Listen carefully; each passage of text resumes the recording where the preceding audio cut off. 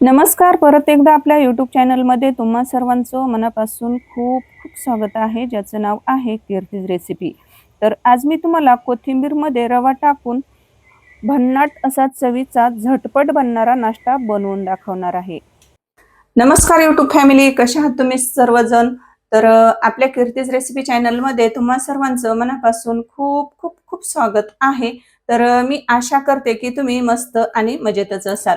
अशाच पारंपरिक आणि नवनवीन रेसिपी पाहण्यासाठी कीर्तीज रेसिपी चॅनलला सबस्क्राईब करा आणि सोबतच बेल आयकॉन प्रेस करा.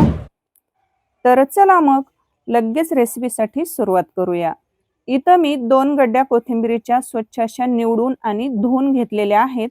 त्याच्यामध्ये अशा निब्बर काड्या वगैरे त्या काड्या आपल्या निवडून घ्यायच्या आहेत, चांगली स्वच्छ करून घ्यायची आहे आणि नंतर धुवून आपल्याला ती नितळून घ्यायची आहे. आता इथं कोथिंबीर आपल्याला जेवढी होता होईल एवढी बारीक कट करून घ्यायची आहे.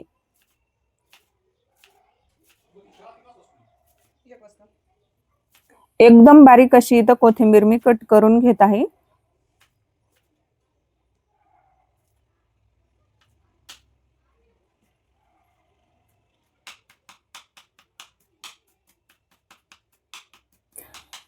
इथं आपली कोथिंबीर बघा बारीक कट करून झालेली आहे.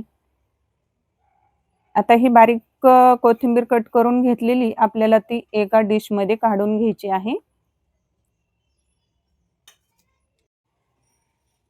आता इथं आपल्याला बघा मिक्सरचं एक भांड घ्यायचं आहे. इथं मी छोटं मिक्सरचं जार घेतलेलं आहे. त्याच्यामध्ये बघा जवळपास 2 ते 3 हिरव्या मिरच्या घालायच्या. त्याच्यामध्ये नंतर लसणाच्या पाकळ्या घालायच्या, 7 ते 8 लसणाच्या पाकळ्या, थोडंसं मीठ घालायचं आणि मिक्सरला याचं बारीक वाटण करून घ्यायचं. इथं मिक्सरला बघा मी मस्त असं वाटण बनवून घेतलेलं आहे. आता आपण ते साईडला ठेवूया. नंतर आपल्याला करायचं आहे गॅस चालू. गॅस चालू करून आपल्याला पॅन गरम करायला ठेवायचं आहे. पॅन गरम करायला ठेवायचं. त्याच्यामध्ये आपल्याला 2 पळ्या तेल घालायचं आहे. नंतर याच्यामध्ये घालायचं आहे आपल्याला अर्धा चमचा जिरे. जिरे घातल्यानंतर जे आपण मिक्सरला बारीक केलेलं जे वाटण होतं हिरव्या मिरचीचं, तर ते वाटण याच्यामध्ये घालायचं. तेलामध्ये चांगलं परतून घ्यायचं. 1 मिनिट चांगलं परतून घेतल्यानंतर बघा इथं मस्त असं मिक्स करून घेतलेलं आहे, परतून घेतलेलं आहे वाटण. नंतर याच्यामध्ये घालायचे आहेत आपल्याला तीळ. तर पोहे खायच्या चमच्याने आपल्याला 2 चमचे तीळ घालायचे आहेत, पांढरे तीळ. आणि नंतर जे आपण कोथिंबीर बारीक कट करून घेतलेली होती की नाही, तर ती कोथिंबीर याच्यामध्ये घालायची आहे पॅन मध्ये. नंतर मिक्स करून घ्यायचं. गॅसची फ्लेम आपल्याला जास्त वाढवायची नाही, मध्यम गॅसवरच आपल्याला हे परतून घ्यायचं आहे. मसाले चांगले मध्यम गॅसवरच आपल्याला छान असे तेलात तळून घ्यायचे आहेत, म्हणजे त्याने आपण जो नाश्त्याचा प्रकार बनवणार आहोत तर तो खायला खूपच टेस्टी आणि चवीला भन्नाट असा लागतो. तुम्ही आजपर्यंत ही रेसिपी कधीही पाहिली नसेल किंवा कधीही बनवली नसेल आणि खाल्ली पण नसेल. आता बघा इथं मस्त कोथिंबीर हे चांगलं मिक्स करून घेतलं हिरव्या मसाल्यामध्ये आणि नंतर याच्यामध्ये घालायचं आहे आपल्याला अर्धा ग्लास पाणी. थोडंसं कमी घाला, जास्त नका, कारण मी अर्धा ग्लासच पाणी घातलेलं आहे. नंतर याच्यामध्ये घालायचं चवीनुसार मीठ.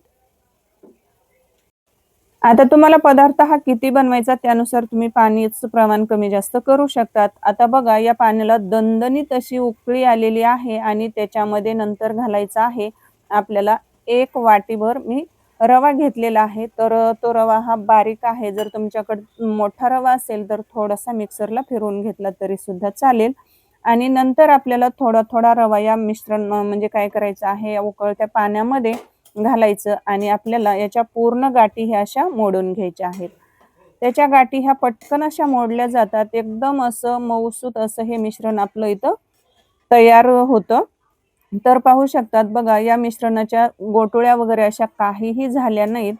तर इथं मी उलताण्याने बघा असं नंतर मिक्स करून घेतलं. अगोदर मी हाताने छोटासा चमचा घेतला आणि नंतर बघा हे स्टीलच्या उलताण्याने मी हे गोटोळ्या वगैरे अशा मोडून घेतल्या आणि हे मिश्रण बघा गोटोळ्या पूर्ण मोडून झाल्यानं की नंतर हे आपल्याला असं पॅन मध्ये दाबून ठेवायचं आहे. आणि नंतर याच्यावर ठेवायचं आहे झाकण. आता झाकण ठेवून आपल्याला प्रत्येकी 2-2 मिनिटाला काय करायचं आहे, 2 ते 3 वेळा आपल्याला हे मिश्रण मिक्स करून घ्यायचं आहे. म्हणजे कसं आपण जो पदार्थ बनवणार आहोत की नाही, तर तो खायला खरंच असा म्हणजे खूप असा क्रिस्पी आणि कुरकुरीत असा बनणार आहे.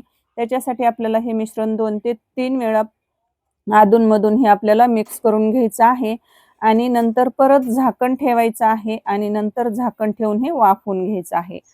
आता बघा परत झाकण ठेवलं आणि परत मी बघा झाकण काढून मिश्रण हे मिक्स करून घेत आहे. एकदम मऊसूत असं हे मिश्रण इथं आपलं बघा झालेलं आहे. जास्त घट्ट नाही आणि जास्त पातळ नाही. आपल्याला हे मिश्रण घट्टच हवं आहे. आता हे मिश्रण चांगलं शिजलेलं आहे. आता शिजल्यानंतर हे मिश्रण आपल्याला एका ताटामध्ये काढून घ्यायचं आहे. तर इथं जेवणाचं मोठं ताट आहे. तर मी ते ताट घेतलं. त्या ताटामध्ये हे मिश्रण आपल्याला काढून घ्यायचं आहे. म्हणजेच आता हे आपल्याला थोडंसं म्हणजे थंड करून घ्यायचं आहे. थंड होण्यासाठी हे मिश्रण आपल्याला ताटामध्ये थोडंसं पसरून ठेवायचं आहे.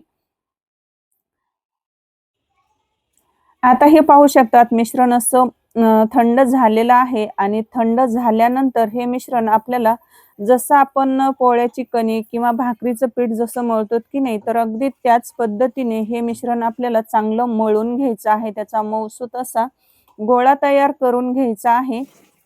म्हणजे जो पदार्थ आपण पुढे बनवणार आहोत, तर तो एकदम असा मस्त बनवता येणार आहे. तर तुमच्या आणखीही लक्षात आलं नसेल, की आज आपण काय बनवणार आहोत. तर तुम्हाला वाटत असेल, की आपण मेदूवडे बनवणार आहोत किंवा अशा म्हणजे काही नवीन पदार्थ म्हणजे आपण कसं रव्याचे बऱ्याच वेळा असे म्हणजे अधून-मधून वेगवेगळ्या कोथिंबीर वड्या बनवतो, मेदूवडे बनवतो. पण मी आज कोथिंबीर वडी पण बनवून दाखवणार नाही किंवा मेदूवडा पण नाही. अगदी युनिक अशी रेसिपी मी आज तुमच्याशी शेअर करत आहे. तर तुम्हाला प्रश्न पडला असेल, की नेमकं आपण आज काय करायला लागलेलो आहोत? तर बघा इथं मस्त हा मिश्रणाचा गोल गरगरीत असा गोळा बनवून झाल्यानंतर अगदी आपल्याला याचे छोटे-छोटे असे बॉल बनवायचे आहेत. अगदी थोडंसं मिश्रण घ्यायचं आणि हातावर आपल्याला असं चांगलं मळून असं मऊ करून जोपर्यंत असा गोल स्मूथ असा बॉल तयार होत नाही, तोपर्यंत आपल्याला हातावर हे गोल असा बॉल बनवून घ्यायचा आहे. तर बघा व्हिडिओमध्ये दाखवल्याप्रमाणे आपल्याला या मिश्रणाचे सर्व असे गोल असे बॉल बनवून घ्यायचे आहेत. तर इथं बघा तेवढ्या मिश्रणाचे बघा एवढे गोल गरगरीत असे मी बॉल बनवून घेतलेले आहेत. तर चला आता बघा, एक वाटीभर रव्याचे बघा एवढे हे असे बॉल तयार झालेले आहेत. आता आपल्याला काय करायचं आहे पुढं बघा, तर इथं गॅस चालू करायचा. गॅस चालू करून आपल्याला कढईमध्ये तेल गरम करायला ठेवायचं आहे. तर बघा कढईमध्ये तेल गरम करायला ठेवलेलं आहे आणि आता तेल गरम झालंय की नाही कसं चेक करायचं. पिठाचा अगदी थोडासा गोळा आपल्याला तेलामध्ये टाकायचा आणि तो तळून त्याला बुडबुडे आले आणि तो तळून वरती आला की समजायचं तेल कडकडीत हे गरम झालंय.